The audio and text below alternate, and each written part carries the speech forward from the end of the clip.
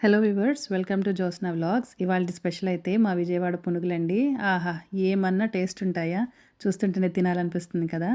Oil లాగేస్తూ పిచ్చి పిచ్చిగా వస్తాయి కదా! నేను చెప్పిన మెజర్‌మెంట్స్‌తో చేస్తే గనక సూపర్‌గా క్రిస్పీగా చాలా సేపు ఉండి బంగారు రంగులో అబ్బా! అద్భుతంగా ఉంటది. దానికోసం ముందైతే మనము ఇడ్లీ పిండి తీసుకోవాలండి. పులిసిన ఇడ్లీ పిండిలో నేను ఒక కప్పు బియ్యపు పిండి కలిపేసి ఉల్లిపాయలు, పచ్చిమిరపకాయలు, కరివేపాకు, తర్వాత జీలకర్ర అన్నీ వేసేసి బాగా కలిపేసుకుంటున్నాను. ఇలా పొడనేది లేకుండా కలుపుకున్న తర్వాత మనం వాటర్ కలుపుకొని ఇదిగో ఇలా చూపిస్తున్న విధంగా కన్సిస్టెన్సీ ఉండాలి. ఇప్పుడు మనం పునుగులన్నీ కూడాను మీడియం ఫ్లేమ్‌లో పెట్టేసుకొని నూనెని కాగిన తర్వాత పునుగులు వేసేసుకోవాలి.